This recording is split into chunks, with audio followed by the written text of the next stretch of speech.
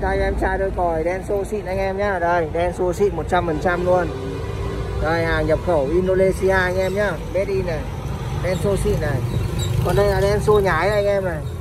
Đấy con này thì nó ghi là Nusa hay gì các bạn ạ. Đây Nusa đủ nhìn nó giống nhau lắm anh em ạ. Nhưng mà nó là một Denso xịn và một Luxa. Đấy nó nhái cái kiểu ốc Denso nhưng mà nó không phải Denso.